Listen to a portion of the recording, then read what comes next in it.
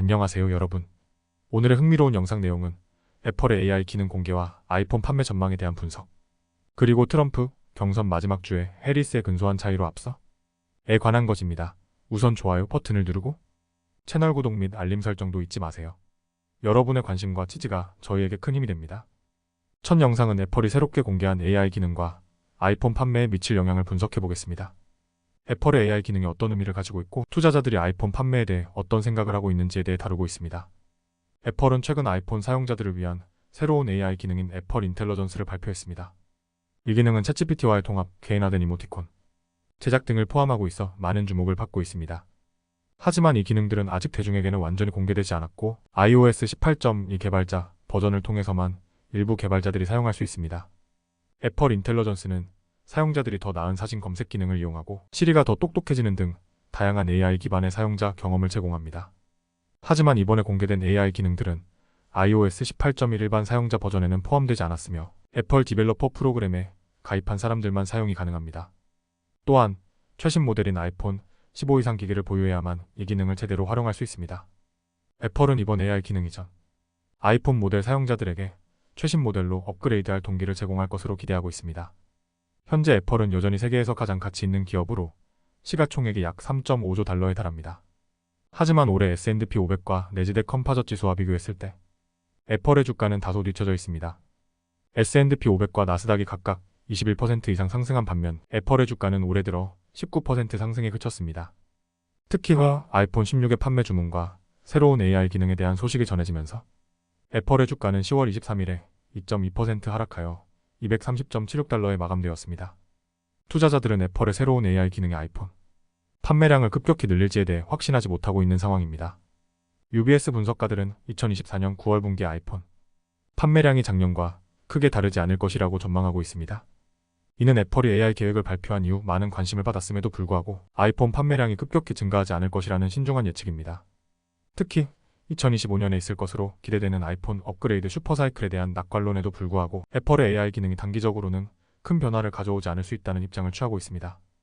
이처럼 애플의 AI 기능이 소비자들에게 흥미를 끌고는 있지만 아직 그 효과가 구체적으로 드러나지는 않은 상황입니다. 투자자들은 여전히 AI 기술이 애플의 미래 성장에 중요한 요소가 될 것이라고 기대하고 있지만 이번 아이폰 판매량이 이를 뒷받침하지 못할 수도 있다는 우려도 함께 가지고 있습니다. 오늘은 애플의 AI 기능 공개와 이에 따른 아이폰 판매 전망에 대해 살펴보았습니다. 애플은 새로운 기술로 사용자 경험을 개선하려는 노력을 하고 있지만 투자자들과 시장에서는 이 기능이 단기적으로는 큰 변화를 이끌어내지 못할 것이라는 신중한 입장을 취하고 있습니다. 향후 AI 기능이 어떻게 애플의 성공에 기여하게 될지 계속해서 지켜봐야 할 것입니다.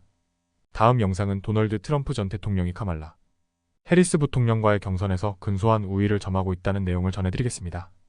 트럼프와 해리스 간의 치열한 대결을 분석하고 있습니다. 월스트리트 저널의 이번 여론조사에 따르면 도널드 트럼프 전 대통령이 카말라 해리스 부통령을 2%포인트 차이로 앞서고 있습니다. 트럼프는 47%의 지지율을 얻으며 해리스의 45%를 앞서고 있습니다. 하지만 두 후보 모두 오차 범위 내에 있어 실제로는 어떤 후보가 더 우세한지는 아직 확실하지 않은 상황입니다. 이번 경선에서 트럼프가 앞서는 이유 중 하나는 유권자들이 그의 대통령 임기를 긍정적으로 회상하고 있기 때문입니다. 특히 경제정책에서 트럼프가 해리스보다 10포인트 차이로 앞서고 있으며 많은 유권자들이 트럼프가 국가 경제를 더 잘 이끌어갈 것으로 믿고 있습니다. 카말라 해리스 부통령에 대한 유권자들의 부정적인 시각이 8월 이후 더욱 증가했습니다. 53%의 유권자가 해리스에 대해 부정적인 견해를 가지고 있으며 이는 긍정적인 견해를 가진 45%를 크게 웃돌고 있습니다. 특히 해리스의 부통령 직무 수행에 대한 평가에서 42%만이 찬성한 반면 54%가 반대했습니다. 이는 해리스가 후보로 나서면서 유권자들에게 긍정적인 인상을 주지 못한 결과로 보입니다. 트럼프는 경제 정책뿐만 아니라 이민 문제에서도 해리스보다 우세를 보이고 있습니다. 특히 이민 문제에서 트럼프는 15포인트 차이로 해리스를 앞서고 있는데 이는 그가 불법 이민 문제를 개인 안전과 취업 기회의 위협으로 강조하는 선거 전략이 유효했기 때문입니다. 하지만 트럼프에게도 약점은 있습니다. 여전히 많은 유권자들이 그를 너무 극단적이라고 여기고 있으며 해리스보다 트럼프를 국가의 위험한 인물로 보는 경향이 큽니다. 49%의 유권자가 트럼프를 극단적인 인물로 평가한 반면 해리스에 대해서는 39%가 같은 견해를 보였습니다. 해리스가 여전히 강세를 보이는 분야는 낙태 문제입니다. 낙태 문제에 있어 해리스는 14포인트 차이로 트럼프를 앞서고 있으며 중산층을 위한 정책에 있어서도 해리스가 트럼프보다 더 적합하다는 평가를 받고 있습니다. 하지만 이 전만으로는 해리스가 트럼프를 완전히 제압하기는 어려운 상황입니다. 트럼프와 해리스 간의 경합은 매우 치열하게 진행되고 있으며 투표율과 경합주의 결과에 따라 승패가 갈릴 가능성이 큽니다. 특히 흑인 유권자들 사이에서 해리스를 강하게 지지하는 경향이 있지만 백인 유권자들 사이에서 트럼프에 대한 지지율이 높습니다. 마지막으로 주요 경합주에서의 투표 결과도 중요합니다.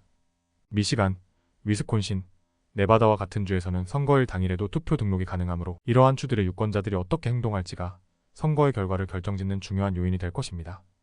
오늘은 도널드 트럼프와 카말라 해리스 간의 경선 상황을 분석해 보았습니다.